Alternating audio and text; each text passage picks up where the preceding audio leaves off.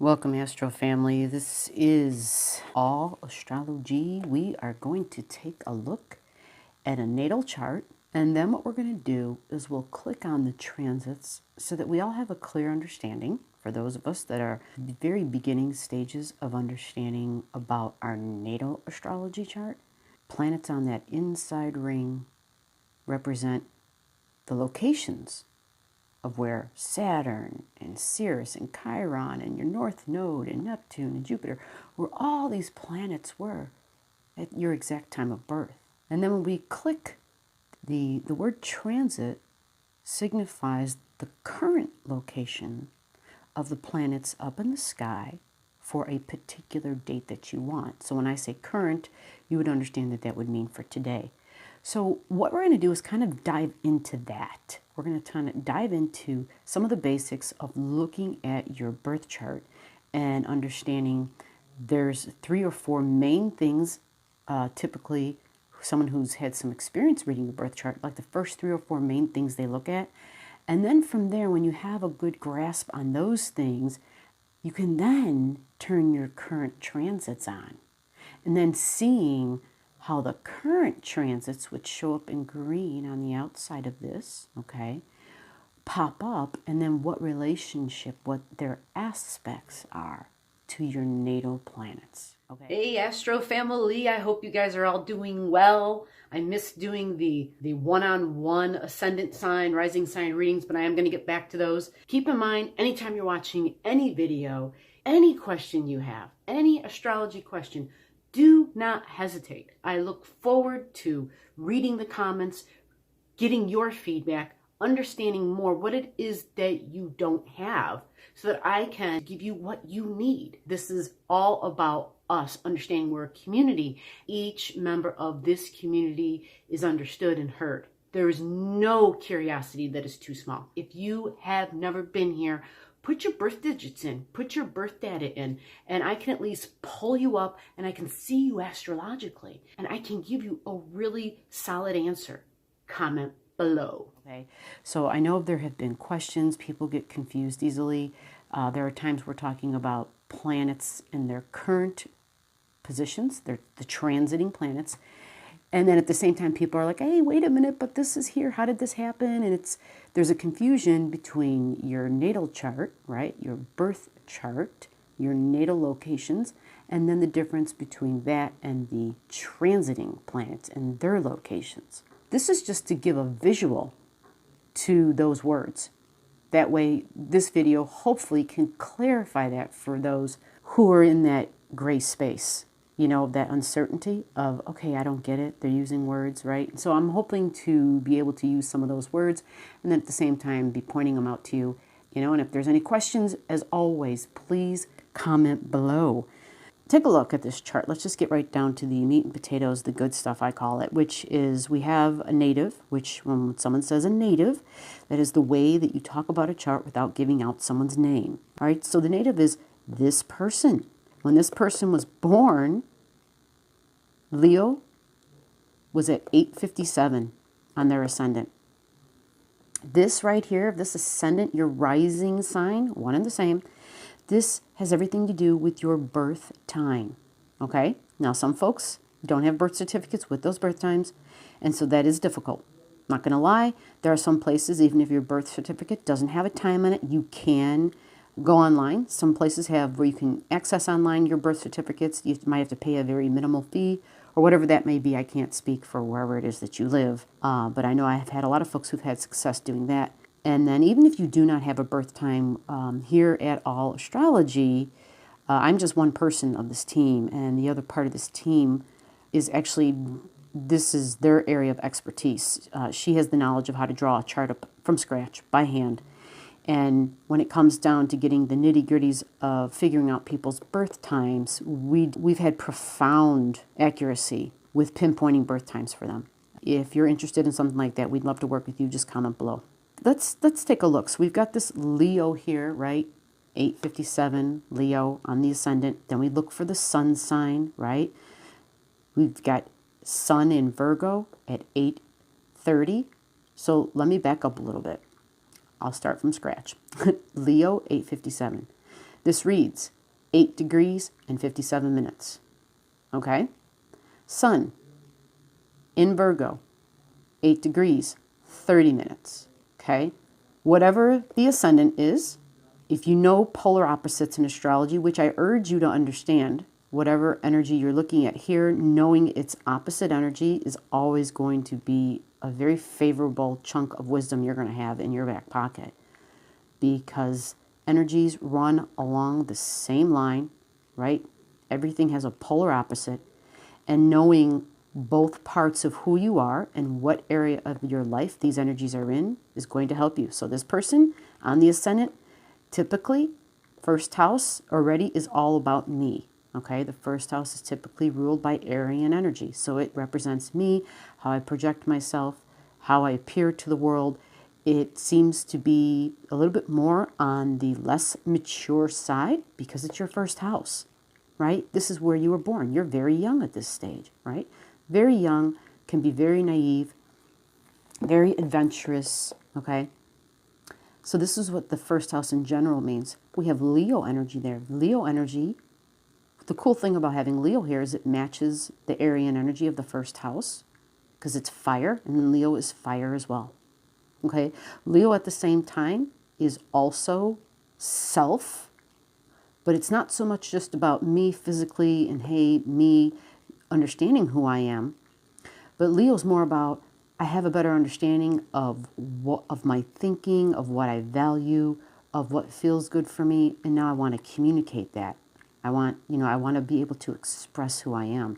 That's a big part of Leo energy, expression. So think about this, right? Leo on the ascendant, expressing, right? It's the first house, self.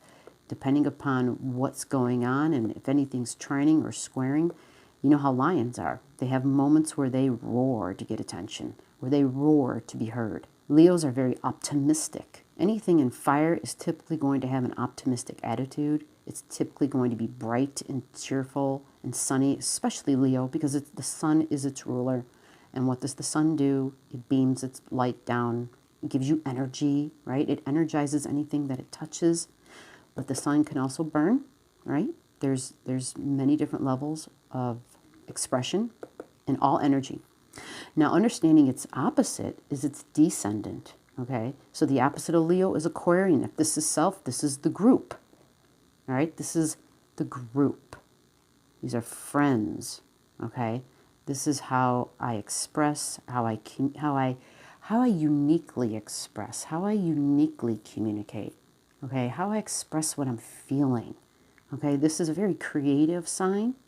And then when we come over to here, it's, well, how am I still that very unique individual, but within a group? So how do I stand out within the group? So this person has Aquarius in their 7th house, okay? Aquarians in the 7th house, right? Understanding a little bit more about that energy. Friends are going to be important, right? Friends, they can have relationships, friendships that kind of feel like one-on-one relationships, because this is the one-on-one house, the 7th house, typically known as the house of marriage, or the house of partnerships. This can also be business partnerships. Aquarian energy is fixed energy. This is fixed air. Leo, of course, is fixed energy, runs along the same line, but this is fixed fire.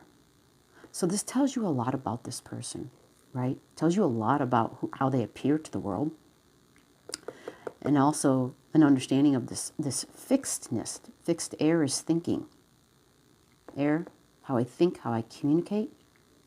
Fixed fire is how I express creatively, okay?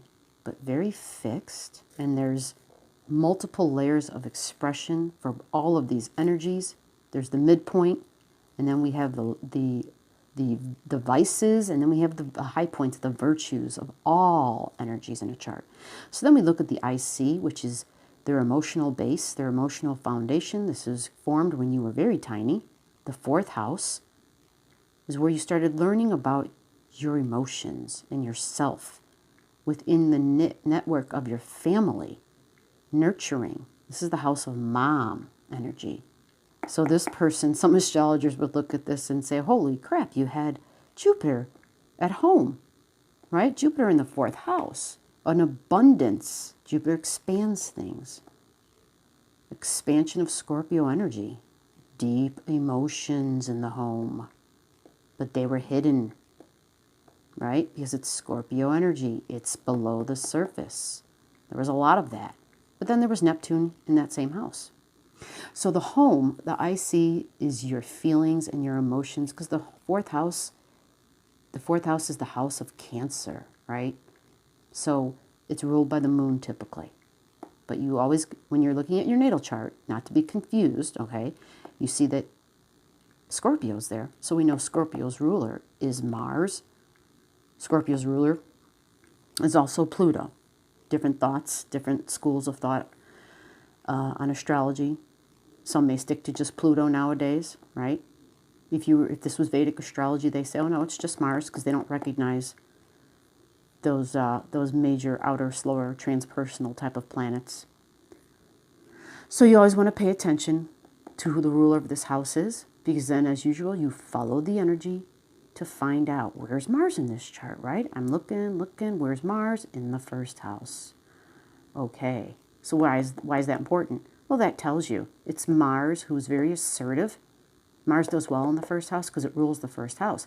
But it's going to be very fiery. It's going to be, assertive, maybe aggressive at times in expressing, right? And definitely at home, right? And definitely with people in bonded, deep emotional relationships. So that kind of tells you a whole bunch, doesn't it? And because this is the house of mom, then this person, these feelings, these emotions, these assertions, these views of expression, and children and mothering, right? They're connected here because the Mars is in Leo. So there's going to be a whole lot of depth of emotion involved with being a mom and my mom. And so that means being a mom, not being a mom, or my mom, my mother's ability to be a mom, my mom being a mom, but yet not being, like all those mother issues, whatever those may be. And then, of course, again, Neptune, right? I keep saying, and then again, Neptune without going any further, because Neptune is pretty mysterious. It rules the 12th house. It's the subconscious, meaning this Neptune effect in this fourth house, there's a piece of subconsciousness that this person doesn't see, because Neptune is below the surface, behind the scenes, like Scorpio. But Scorpio is feelings that you're aware of, but you're hiding. You know what I mean? Like they're your things where you feel very vulnerable, and so you feel you have to keep them hidden. Neptune is stuff we're not even aware of. So definitely, likely, lifetimes, being the mother of your current mother having lifetimes of being your mother. I mean, there's, past life stuff here.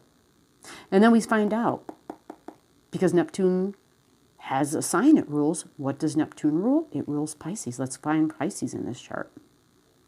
Bam. Look at that. 8th house. And why am I saying bam? Because the ruler of Pisces is Neptune. And when we find out, when we trace back where Neptune came from, so it reemphasizes this past life, hidden, deep emotion stuff. And some of it being subconscious and not being aware that there's this subconscious past life stuff, which would explain if this person has a lot of stress or tension or angst about motherhood, or mom issues in any way. So there's a connection, right? Neptune rules this area, past life stuff, and it's in the 8th house. Hidden emotions, deep emotions with deeply bonded relationships. This isn't just your friends. These are people, deep bonds, right? Whether they were merged by blood or money, there were major bonds here, okay? Marriage, whatever it was. There were major bonds. Children, mother, father, because it's connected to the family, okay? But it's lifetimes, it's lineage, right? It's family history, generations and generations and generations. And so this person's going to be really passionate about stuff like that too, in general, in their everyday life. Just in general, they're going to be passionate. And they are, because look, right? Significant one-on-one relationships, the sign of Libra in their 3rd house. Libra is about, I need to have significant one-on-one relationships, right? They need to be fair. They need to be balanced. This person's got a buttload of planets there. It's in the 3rd house. This is the house of siblings, right? So this person, this is all going to be important to this person. There's all this energy there. There's Pluto, Mercury, Uranus, Venus. It's a lot of emphasis on significant one-on-one relationships, partnerships, things being fair and equitable, super important, and wanting them to be, yeah, beautiful, definitely. Venus rules Libra, but you also have Venus here, right? So there's going to be some difficulty in a sense because this is the house, this is how we think, how we communicate, how we express, how we talk, our writing, it's coworkers, it's siblings. Your Mercury is at 27 degrees, 48 minutes. Your Pluto, 26:31. They're conjunct, okay? And they're on the borderline. They are in Virgo. Those last two are in Virgo. Again, when we get confused, right, we know we can go down to our aspect graph to get the finer details of all that, because it does get small and it gets confusing really easily. Pluto, 26 degrees Virgo, 30 minutes, 54 seconds. Their Mercury, 27 degrees Virgo, 48 minutes, 0 seconds. And when this person was born, their Mercury was in retrograde. That's what the R means. Retrogrades, anytime you see the R, or you hear saying, hey, something's going to be going into a retrograde, retrograde means that we have a chance to do something over, to rethink something over, because it's a Mercury retrograde. So in other words, Mercury retrograde, you're born with it. There's a lot of rethinking stuff over. Like, it's just how you think. You're constantly rethinking things. This would be kind of a pain in the ass, honestly. You know, there could be a lot of the second guessing stuff. You'd have to train yourself to realize, okay, I have this internal thing that doesn't want to stop and that keeps wanting to chew on the same thing. And so you have to kind of train yourself to say, okay, I rethought that 17 times. I'm going to put it away for today. A very thorough thinker. And it's conjunct Pluto. That's why we pulled that down to see that. Conjunct Pluto. Okay, so that is some of the things. Because knowing how a person thinks and communicate and what's important to them, how they appear to the world, like, yeah, not just how they communicate or how they think and communicate, but what they're passionate about. Wherever Mars is, that's your passions. And remember, we connected it because Mars rules Scorpio, right? Mars also rules Aries. So you would also want to see where's Aries in this person's chart. The Arian energy is up there in their 9th house of what they believe. Okay? Now remember, Aries is the newbie of the zodiac. It's the baby. Aries is learning. Aries is the fine wine, just like the planet Mars, because Mars rules Aries. And Aries is all about, I love experimenting. I love learning. I have to learn to not be super impulsive in my beliefs, because the 9th house is my beliefs. This person would love to travel. I mean, I know, right? Who doesn't love to travel? But this is Aries. Like, traveling is an adventure for this person, because Aries loves adventures. Loves to be like, oh, let's go do this. No one's ever been here before. No one's ever done this. Like, oh yeah, Aries loves the thought that somebody hasn't done something before. They like the idea of being the pioneer. Mars is the ruler. They're known to be the Marine.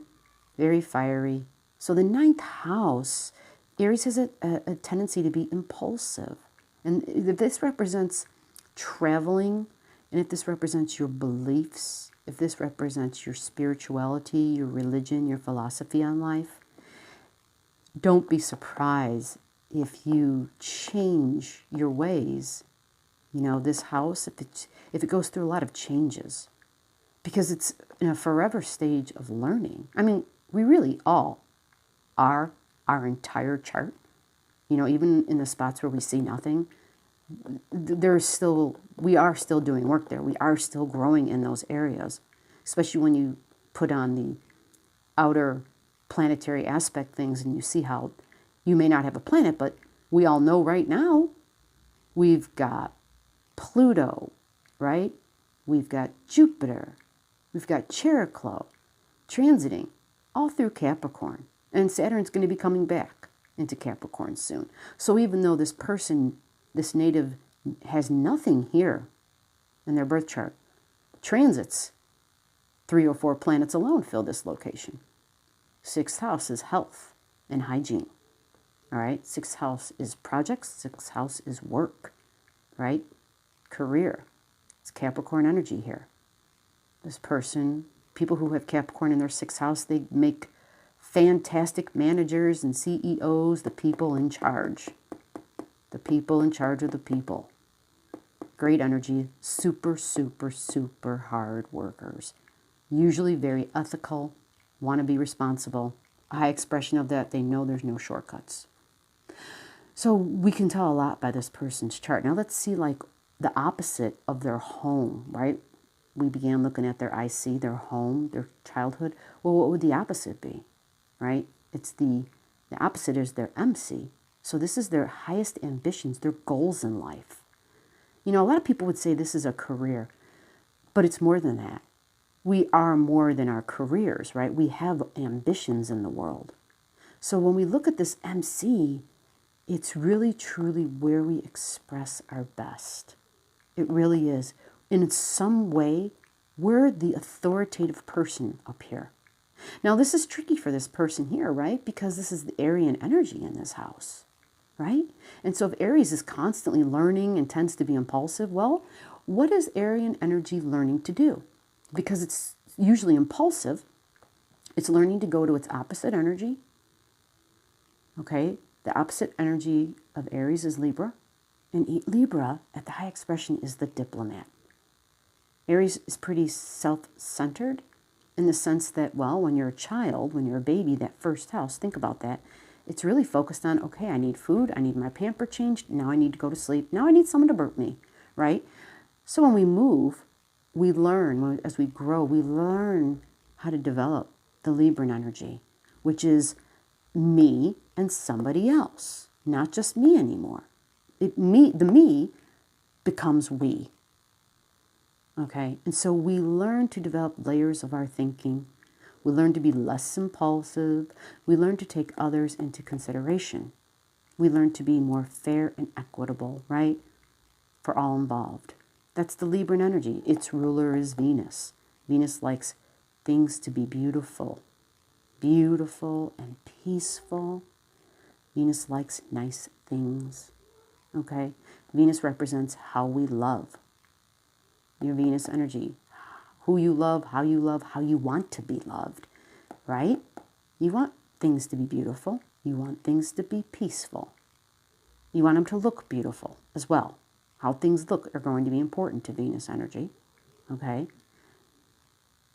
Yeah, I have a cat at the door who's not happy that the door is closed, but I'm not alone in the house, so the door is shut. I do miss having the cats involved in the readings. So this highest goals and ambition, this Aryan energy up here, all right, they're learning how to be able to never be lost in a relationship. Some folks, when they get into a relationship, they disappear.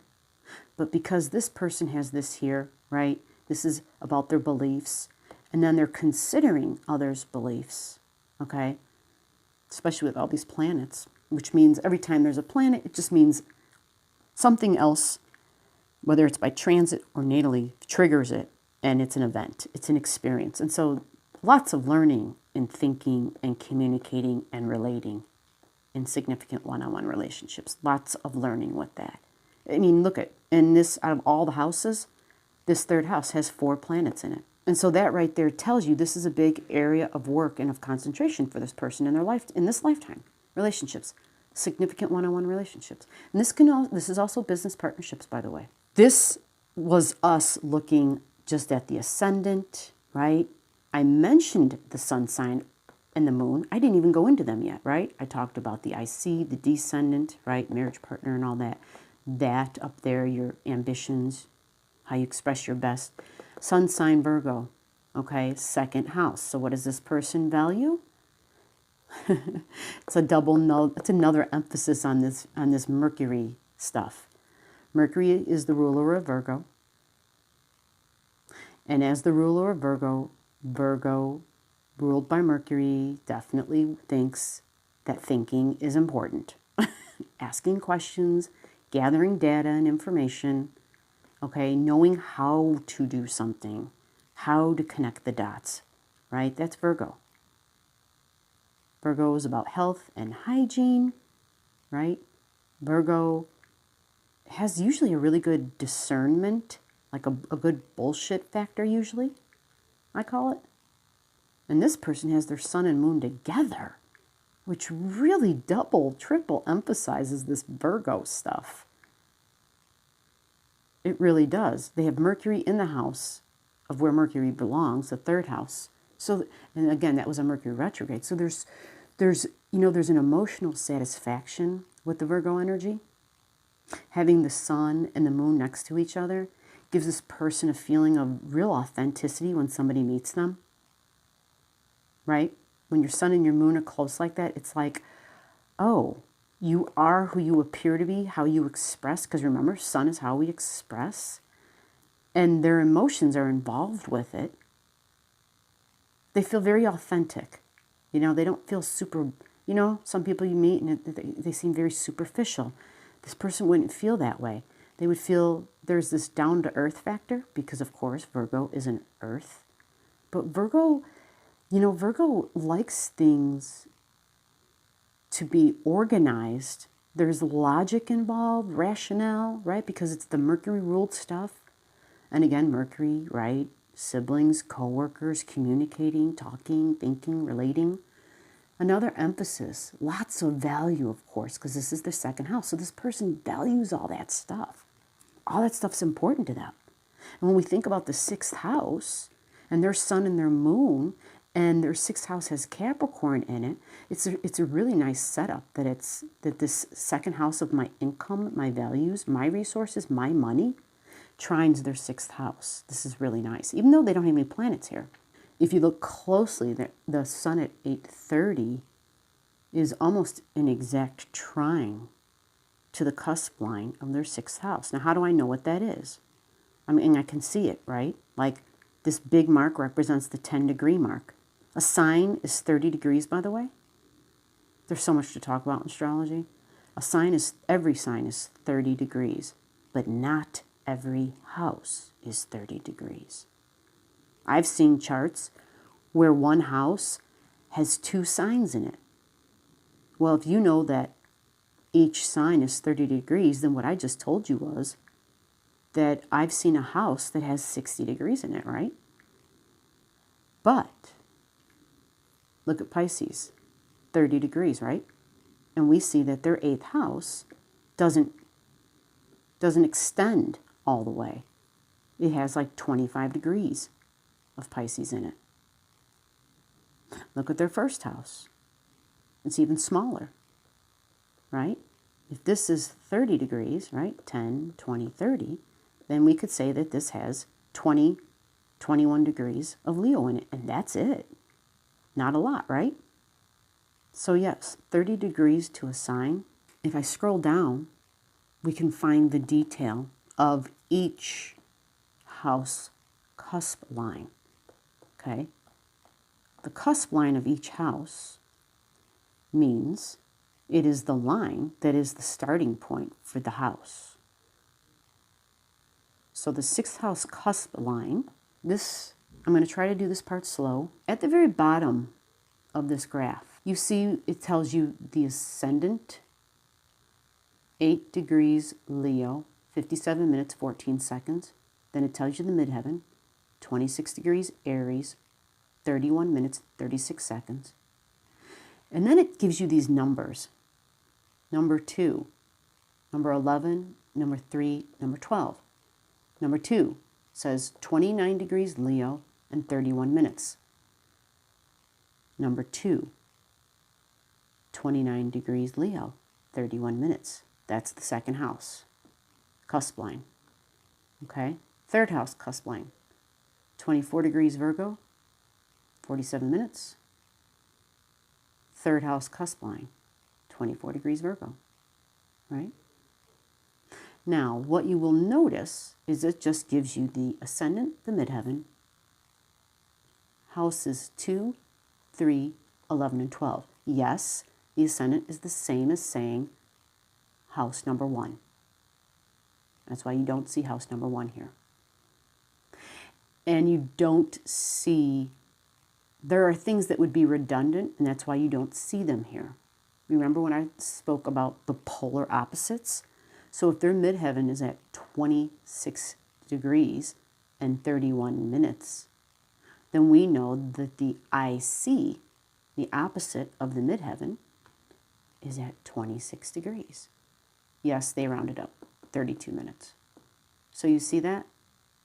So the aspect graph tells you one side of the energy to not be redundant. So in other words, if the second house, cusp line, is 2931, then the eighth house is 2931 in Aquarius, because Aquarius is the opposite of Leo. Number 8, 2931, Aquarius. Okay? Opposite of the third is the ninth house. Opposite of the 11th is the 5th house. Opposite of the 12th is the 6th house. Okay, and all you have to do is take a peek to see if that's true, and you see, bam, right? 11th, 5, 12, 6. Okay, so the understanding of the polar opposites and trying to hone in on that will help you, will go a long way. So this energy here is all about, I am a Virgo, and so Virgo things energize. I'm fed by them because my sun is in that sign. And then I am also emotionally satisfied by those things, right? There's this aspect of something adds energy to me and helps me to express who I am, and that's the sun. And then there's a different there's another part, another piece, another ingredient, which is my emotions. And how am I emotionally satisfied? You're emotionally satisfied by your moon. Find your moon. And then also understand, in this chart, the moon rules the Virgo energy. But also know that you have the moon 2 places in your chart, as you do with a lot of these things. Like Leo, right, is ruled by the sun, even though that means you also have this Virgo sun here, in a sense, right? The moon is in Virgo. Well, let's look. We know that the moon rules Cancer energy. And so what does that tell us? Remember, moon is my emotional security, my emotional satisfaction, but the moon is also mother. Who I am in this lifetime as a mother? Likely not. This moon is connected to the 12th house. And remember what we talked about earlier about Neptune energy in the 12th house? It's past life. And here's another pointer explaining that this person has this connection with their mother in this lifetime, right? Their mother in their past life. They have Cancer in the 12th house. And this is the house of the subconscious. So no, there's no planets here. But remember, anytime you see a sign and there's no planets in that house, all you got to do is take the ruler of that sign, which is going to be standard, meaning the moon is always the ruler of Cancer. Mercury is always the ruler of Gemini, right? Venus is always the ruler of Taurus. Mars is always the ruler of Aries, and so on. So you would take the moon in Virgo and put it here as well. Okay, so you would connect details, emotional satisfaction, subconscious things, right, about history with mom and my family. And if it's not mom as in my blood mom, it's definitely things with people who have this nurturing, mothering, right? They feel like a mom to me, okay? That's definitely all of this, and it's subconscious thoughts, right? Things that you're just not aware of. So far in this person's chart, we have not even talked about, we really haven't discussed like, oh, wow, you know, this North Node's being trined by this Jupiter. You know, we haven't talked about any of that. We haven't gone to the aspect graph and said, holy crap, let's take a look at this. Your Neptune squares your North Node. Your Pluto squares your galactic center.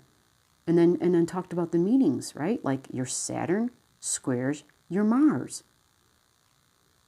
Like we haven't even dove into any of these specific things, which looking at all this, well, it looks really freaking confusing. It's really complicated. So just understanding some major basic things, your sun sign, your moon sign, your rising sign, your IC, your midheaven, your descendant, knowing a little something about what does Venus mean, right? Like how I love, how I want to be loved, my emotions, that moon thing, the connection to mother, right? There were just some basic things I touched on. I know I did go a little bit deeper, but I felt that it was pretty necessary because all this is simply just the natives' birth planets. Now, what I'm going to do is I'm going to go ahead and I'm going to press the transit button up above. All right, so here we go. The transits, and I have this actually for May 22nd, 2020. And if we take a peek, actually, I think this person had a question. Their confusion was about, hey, I have something here. How can it be here, right? How can this be doing that? And they were referring, I think, to their Mars and saying, but wait a minute, I have Mars over here. And well, that's because that is your birth Mars. That's always going to stay there. It's never going to move. The outer layer, right? Those are the current transits. And where is Mars? It's in Pisces, right? Now, if we take a closer look, I see other things lining up. This person has their Chiron at 9 degrees in Aries. And look, they're having their Chiron return soon. Having a Chiron return is a lovely thing. It's usually a once-in-a-lifetime thing. It happens like once every 50 years. Not everybody gets to have a second Chiron return. So theirs is at 923, okay? And we see this Chiron's not at 9 yet. But if we go down here, 22, 31, so 923, transiting Chiron 822. So it's 1 degree away from having a Chiron return. So all they would have to do is go and look at the ephemeris to see when is the transiting Chiron going to hook up. How fast does this move? Right? Everything moves at a different speed. Each planet, each aspect, they all have, all the luminaries, they have their own cycle, their own time. This website has a digital ephemeris. I will do another video for that for you guys so that you know how to look at an ephemeris without having to buy like a book ephemeris. But if you do want to do that, you just let me know and I can make a recommendation for you if you want. This is free. I don't know about you. I'm all about free, right? Free's for me. I usually look all of those options out first and I like to share them with you guys because, well, why not? So finding out when is Chiron going to get here? It's going to be soon. Now, we also have to realize that Chiron does do retrogrades. So even though it's a degree away right now, actually, I have my ephemeris open, actually. I do have a book here with me. And I can take a peek real quick and find out where is Chiron going to be. And that's the other reason I wanted to mention that you would want to talk to somebody. If you don't want to talk to me or question me about an ephemeris to actually purchase, not all ephemerises are the same. They are very different. Some, like the one I'm looking at has Chiron in it. Not all ephemerises have Chiron in it. This one also happens to have Ceres in it. Ceres is something I like to pay attention to. That's Ceres. I have, this is grains, your food, and astrology. Thank God for astrology. Taught me a whole shitload about the food and my sensitivities to food. Like this person, it trines all their earth energy, right? Because it's Taurus, Virgo. And then they have Earth, Capricorn, in their 6th house. So that's a nice thing. They don't have anything, it trines their sun, like 750, and this is 830, so that's a perfect trine. That's really sweet. The question is, what is it square, right? So 90 degrees away, right? So we go 30, 60, 90. Ah, look at that. Ceres squares their descendant, which, if it squares their descendant, it squares the descendant's polar opposite. That means Ceres squares your ascendant. So this person may have grain sensitivities, especially since Uranus is, look where Uranus is. Uranus was recently exactly on top of their Ceres. You see that? Transiting Uranus is at 9 degrees. And their Ceres is at 8 degrees. 750 is 8 degrees. So this would have been like in the last 6 months. I don't have the ephemeris. I mean, I do. I can look it up, but I don't have that information on the top of my brain. I'm looking up transiting Chiron for them. it wouldn't be surprising to me at all if there was, you know, because Uranus is shocks and surprises, and it was on top of Ceres. So there might have been, oh my gosh, something with food, something with grains, okay? Do they have anything on the opposite of their Ceres? So the opposite of Taurus is Scorpio, so we go down there. And they don't have anything at 8 degrees, but they do have Jupiter at 2.5, almost 3 degrees. Although Virgo energy, typically Virgos have digestive issues just by nature, because that's the area of the body that it rules, the digestive area. So what I'm doing is I'm looking at May, and it says that Chiron began May at 7:24, begins June at 8:44. Whoops. All right, so let me go to July for you real quick. Chiron is going to be at 9:23, and that's what we wanted. Look at that, 9:23. So that means you definitely are having your Chiron return in July. And just comment below when you see this video if you want to know when exactly will this Chiron be there. But you're already feeling it. You're already in it. You can feel when Chiron gets a couple degrees close, you know, within a 2-degree orb. You normally feel it already by then. Let me tell you, when Chiron gets there, of course you would have to see if anything squares your natal Chiron, right? It's your 6th house that squares it, which means work, right? Responsibilities, because it's Capricorn, work responsibilities, right? It's health, right? Your Chiron squares that. But it's the cusp line, all right? There's no planets there. So it's usually only going to be a big deal if you have a transiting planet there. Okay, everybody has different degrees of sensitivity and free will. So I never discount that. Meaning somebody may be listening to this and be like, oh no, I felt that when my Chiron, I had a Chiron who was squaring the cusp line of my house, and I could tell you, okay, I understand, everybody's different. I get it.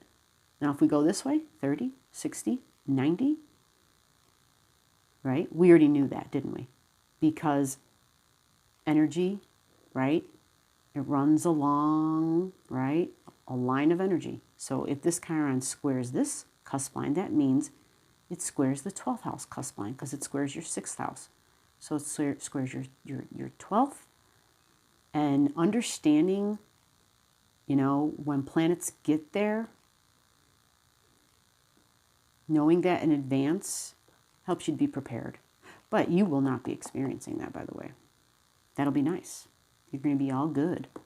So when you have your Chiron at turn, it's nice. Mine was nice. I was really, you feel more like you. When you get your Chiron return, you start to feel really comfortable in your own skin. Because yours is in Aries. And it's all about, who am I? My identity in this world, right? This is this big individuation thing. It's like, okay, this is who I am. Like, this is who I really am. And I'm comfortable being like this. And I don't give a shit if anybody knows that. Like, whatever it may be, right? And so when Chiron gets there, you're like so ready to release whatever those wounds were. Because that's what Chiron represents, is our deepest emotional wounds. Okay? And so, yeah, right? Deep emotional wounds about self, without a doubt. And unfortunately, yeah, it's in the 9th house. So it definitely could have been tied to religious bullshit. Things you were taught growing up when you were a child, right? This is a house of wisdom. This is the house of spirituality and philosophy on life. So there's a lot connected to that, okay? But Chiron return means I'm so done with this shit. I'm done with it. I'm done, done, done, done, done. Yes, it was internalized because you had a retrograde Chiron when you were born, okay? You had a retrograde Chiron, you were born. You had a retrograde Cheroklo. You had the galactic center moving retrograde when you were born. And you also had your Mercury retrograde when you were born. Okay, so you had 4 things in retrograde. Oh, I forgot about Eris. You had Eris and Chiron and Cheroklo, and yeah, you had quite a few. Anyway, whenever we have like 2 or more things in a retrograde in our birth chart, it just basically means we're somebody that really internalizes a lot of stuff. We take the energy, we internalize it. So keep that in mind. It's important to know, although I'm probably not telling you anything you don't know. You're like, yeah, no shit. I internalize everything. Yeah. I hope that this has helped. I hope that helped to answer, you know, what do I do if I'm going to be having a Chiron return? Remember, this is about your beliefs. Beliefs about self. And this is, you know, this is like a healing coming. This is like, okay, I'm so done. Like I'm finally at a point where I feel really comfortable with who I am. I'm just going to accept, right? Yes, you do have Mars going through Pisces. To answer your question, because I think I saw a question about that, and I'm trying to, Mars is at 6 degrees Pisces here. This is at the new moon. And today is like the 14th. So right now as I'm doing this video, Mars, that's what I thought. Mars today on the 14th is at 0 degrees Pisces. So you are going to have the transiting Mars on top of your natal north node. Now Mars isn't going to be sitting there forever. You know, it's going to be like, you know, like a 5-day period where you're going to feel, remember, Mars is going to add energy. I'm very assertive. These are my passions, my desires. So in other words, this is a gift. Mars sits on top of someone's north node, and the north node, if there was confusion about it, which in your case it would be, because it's buried, it's tied to your emotions, it's in your 8th house, it's tied to Neptune, because Neptune rules Pisces. And then when we look over here, we see that Neptune is actually squaring your north node. So it's hiding from you what you came to do, because that's your north node, right? What you came to do, right? And I'm going to tell you the truth. Of course, we all come to do many things, not just one thing, all right? But this is a big deal, and you carry this with you in some way, shape, or form your entire life, right? And so you've probably already been performing bits and pieces of this, but it might have been fuzzy, because that's what Neptune's job is. It makes things fuzzy, and Neptune is at 28 degrees and 15 minutes. What's a square to this, right? To like help you understand that. So we go 30 degrees. I'm sorry, I keep saying that. 90 degrees. 30, 60, 90. So at 250 Sagittarius, that would square that. However, this is a few degrees away from that. It's 4 degrees away. So when we look down here, Neptune squares North Node. It's called an out of sign square. You see that? Remember to always go by the degrees, because this is in Pisces, and so a square to Pisces is automatically Sagittarius energy. However, because this is so close to your Sag energy, it does have the ability to throw some confusion there. Okay? Out of sign square. But Mars coming up upon that, I can tell you when that's going to be. It's going to be soon. Well, actually, that's right now. I'm sorry, because this is at 250, so we'll say 1 degree. So the 15th is tomorrow, Friday and Saturday of this week, May 15th, May 16th. You're going to start feeling Mars lighting that up. Let's see what does the North Node square? Does it square anything? Well, we already know that over this way, it squares this a little bit. And remember, this is clouds and confusion, which does mean you're going to have, or you already went through, you already experienced Neptune squaring the transiting Mars, so you made it through that. You know, that usually is, I need a little bit more sleep than usual. But I see, we want to know if there's anything squaring it this way, so we know a square is right here. So let's go across. Aha, look at the sun. The sun's going to be there soon. Sun moves very fast, 1 degree a day. But what's going to occur is when the sun gets to that, right now the sun, it says, actually, again, this is May 22nd, so let me go look at the current transit for you so that we're accurate. We want Gemini energy. When Mars, how much you want to bet that it's going to be Mars on top of your North Node and then the sun creating a square? Because then that square, I know we don't talk about squares in a lovely way, but the squares cause tension and friction, and they help us to become aware of something. And this is the sun in Gemini. Gemini is how I think and how I communicate, how I relate. You know, these are coworkers, these are friends, these are neighbors, people in my community, these are siblings, but it is in the house of groups. Groups, siblings, that's right. Look at all that, right? So when the sun gets to 2 degrees Gemini, it's the 23rd of May. And Mars at that time, yeah, what'd I tell you? I said it would be at 2 degrees. No, you're fortunate as hell. Mars will be at 6 degrees then. Okay, that's a good thing. So Mars, just so you know, on the 17th, Mars will be right here. Mars will be right on top of your north node. And when Mars is right on top of your north node, the sun transiting through Taurus will be at 26 degrees. The sun will be right there.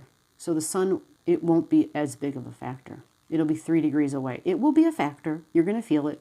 It's going to be the sun squaring Mars on top of the north node. Remember, the sun energizes things. And remember, Mars is assertions.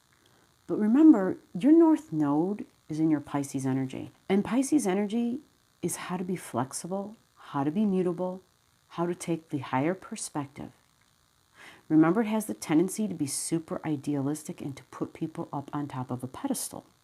And since it's in your 8th house, that means, right? That means you may have a tendency to have very high, unrealistic expectations. You know, like Hollywood, dreamy movies. You may have super high expectations, things that are unattainable for people who are in deeply bonded relationships with you because it's 8th house. And your north node is there. So that means you're going to need to be aware of your ability to do that. You need to be aware of your tendency to do that with folks in your life, people who you're really close to. Because when we do that, it's 100% unfair. Okay, nobody can attain these. These are Christ-like qualities. Okay, Christ-like, Christ-like. Something fascinating. I don't know if you saw the Neptune. Neptune's right on top of your Cheroklo. Cheroklo is the healer of Chiron. Cheroklo was Chiron's wife. Chiron had these hidden wounds, and Cheroklo was his wife. And just by her being present, she was able to assist in healing, just by her presence. So this tells you a lot about the abilities of your 8th house. Understanding the 8th house is about, deep emotional healings. And so you have Pisces there. Just be aware of that Piscean energy to have expectations that are beyond realistic. But instead to use this to be more flexible, to be more mutable, to be more Christ-like in a sense of being accepting. ACCEPT, okay? Because Christ welcomed all, right? Didn't matter what walk of life they came from. He accepted them for who they were, as they were. And by being able to do that, you're going to be able to not only have healing for you, healing in your deeply bonded relationships. This is your ability to do some deep healing, not just for you, but for others in your life. And so when we talk about what is my north node about exactly, follow the Neptune energy, because that's the ruler. Family. Healing family wounds, healing family history, healing karma that's been carried over from generation to generation to generation. And it's difficult because it's subconscious, but just understanding that it's there. Just understanding there's some sort of pain. There are these wounds that just need some light on them and being more accepting. So I hope this has helped you. And no doubt, when we just talk about this being in the house of family and hidden stuff, right? And then keep in mind Scorpio. Keep in mind the sign of Scorpio, because it's tied in with this. Other than what Scorpio means, keep that in mind for people who have Scorpio energy in your life. This is a very big deal. So whether you know people who are Scorpio sun signs or Scorpio moons or Scorpio rising signs, right? Whatever that may be, there's definitely, because Scorpio energy, Scorpios, remember, as ruler, Mars being their ruler, Pluto being their ruler, they want to fight, okay? They want to fight. And when you look to see where Pluto is, it's in your 3rd house, okay? And so it's conjunct your Mercury, and that's siblings, okay? And so this I'm going to go to war with you type of thing, or I can go to war with you and I won't back down, whatever it may be, you know what that is, okay? And so understand this really is family stuff now and family history. but not just family history when you were a child, but other lifetimes. So we can't forget about the mom factor. That is a big deal, the mom factor. Okay? Remember Virgo? Virgo, the word perfect. Virgos want things to be perfect. And when we look into the moon, right? My expectations of who I am as a mother, you have subconscious perfection of being a mom, and maybe expectations of your own mom. Because Virgo sign, yes. That's why they can be so overly critical of people. They have great thinking and analytical skills, but if they're not really careful, the critiquing becomes, it just destroys relationships. You know, I've heard many Virgos say, oh, but I am so much harder on myself. Well, okay, well, stop that. Stop that. You know, be more accepting that it is your flaws that make you human. That's important. You need to embrace that. And then once you're able to do that for yourself, oh yeah, everything else will fall into place. All the rest of this will fall into place. I hope this has given you some insight, and I hope at the same time it's answered some questions about how to read your astrology chart. Till next time, all astrology family, bye.